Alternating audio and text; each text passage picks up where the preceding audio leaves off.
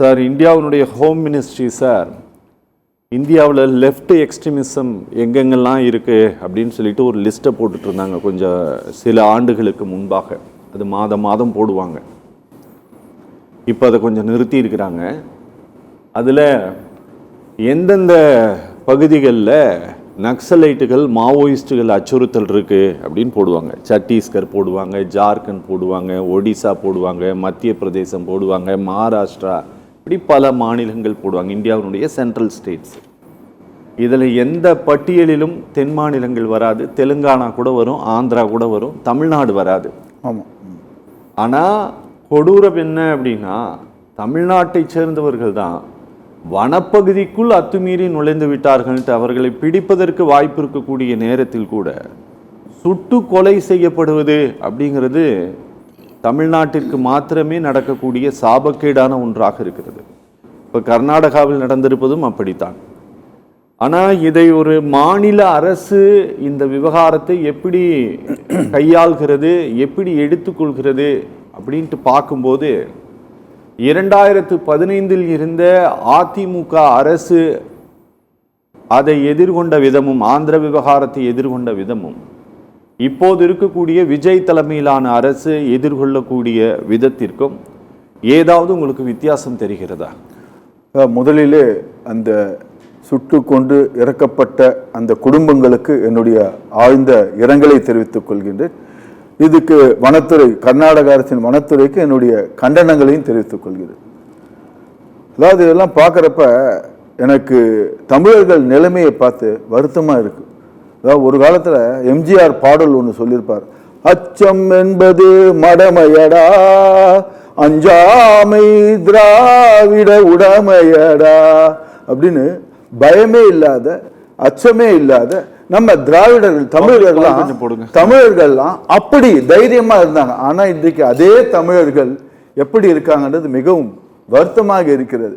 இது எப்படி, இது நான் சொல்லலை, இதாவது அங்க கர்நாடகாவில் இருக்கக்கூடிய எதிர்கட்சியாக செயல்படக்கூடிய எதிர்கட்சி தலைவர், பிஜேபி கட்சியை சேர்ந்த திரு அசோகா அவர்கள் என்ன சொல்றாரு, இது திட்டமிட்ட சதி, இது திட்டமிட்ட சதி, திட்டமிட்ட ஒரு கொலை, என்கவுண்டர் அப்படின்ற மாதிரி அவர் சொல்லியிருக்காரு. நான் சொல்லலை, அவர் சொல்லியிருக்காரு. இப்படி பார்க்குறப்ப ஒரு திட்டமிட்ட சதி, ஒரு திட்டமிட்ட என்கவுண்டர்னு சொல்லக்கூடிய அந்த கர்நாடகா மாநிலத்தினுடைய எதிர்கட்சி தலைவர் சொல்றப்ப இது எப்படி இதை கையாள வேண்டும், அவங்க எப்படி சொல்லிட்டு இருக்காங்க. தமிழக முதல்வர் எப்படி கையாள வேணும், இதே முதல்வர் சொன்னார் கொஞ்ச நாளைக்கு முன்னாடி சட்டமன்ற கூட்டத்தில், தமிழ் வெறும் மொழி மட்டுமல்ல, தமிழண்ணா கெத்து, தமிழண்ணா பவரு, தமிழண்ணா ஒட்டுமொத்த தமிழ்நாடு வந்து நிற்கின்றார். அப்பேற்பட்ட அந்த வீர வசனம் பேசிய முதல்வர் சட்டமன்றத்தில் ஏன் இந்த இதுக்கு மாத்திரம் 24 மணி நேரம் கழித்து ஒரு கண்டன போஸ்ட் போறார், ட்வீட். சம்பவம் நடந்தது ஆகஸ்ட் 15 தலைவராக போட்டார், டிவிகேவினுடைய தலைவராக. ஆமா, அதுக்கு தமிழக முதல்வராக போட கரெக்டா சுட்டி காட்டியிருக்கீங்க. டிவிகேவின் தமிழக வெற்றிகையின் தலைவராக அந்த எக்ஸ் தளத்தில் 16ஆம் தேதி இரவு 9:30 மணிக்கு போடுறார். இதுதான் ஒரு தமிழர்கள் மீது உள்ள ஒரு பற்றா? ஆனா வீர வசனம் மாத்திரம் பேசுறாரு. தமிழண்ணா கெத்து, தமிழண்ணா எதுன்னு அப்படி வந்து இது பண்றாரு. அவங்க அமைச்சரோ வேற மாதிரி சொல்றாரு, தமிழ் தெரிந்தவங்க எல்லாம் இதெல்லாம் ஒன்றும் தெரியாதுன்னு அவங்க அமைச்சர் அப்படி சொல்லிட்டு இருக்கிறார். ஆக மொத்தத்தில் தமிழர்கள் மீது உள்நாட்டிலேயே பாதுகாப்பு கிடையாது சார். நமது தமிழ்நாட்டில் தமிழர்களுக்கு எங்க சார் பாதுகாப்பு இருக்கிறது?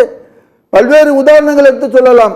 தனுஷ், இங்க சென்னையில் திருவத்தியூர்ல தனுஷ் என்கின்ற அந்த மாணவரை கொலை செய்திருக்கிறார்கள். கோவையில் அமுதன் என்கிற மாணவரை கொலை செய்திருக்கிறார்கள். தமிழர்களுக்கு தமிழ்நாட்டிலே பாதுகாப்பு இல்லையே சார்.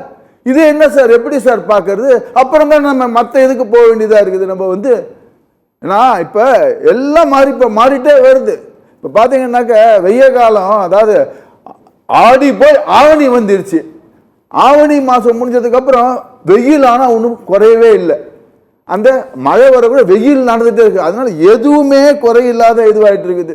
இதுல சொல்றாரு கர்நாடகா முதல்வர் வந்து சொல்றாரு, இது எங்களுடைய விஷயத்துல நீங்க தலையிடக்கூடாது, இந்த அரசு எங்களுடைய அரசாங்கத்தில் தலையிடக்கூடாது அப்படின்னு சொல்லி அழுத்தம் கொடுக்க பார்க்குற தமிழக முதல்வருக்கு அவர் சொல்லிடுறாரு, நம்ம இருக்கிறது இந்தியாவில் தானே சார் இருக்கிறோம், அண்டை நாட்டில் இருக்கோமா, நம்ம பாகிஸ்தானில் இருக்கோமா, இந்தியாவில் இருக்கிறதா இருந்தால் ஒரு இந்திய நாட்டினுடைய ஒரு பிரஜையாக யாருக்கு எங்கு ஏதாவது தவறு நடந்தால் தட்டி கேட்பதற்கு நமக்கு அரசியல் அமைப்பு சட்டம் எல்லா விதமான உரிமைகளும் தந்திருக்கிறது.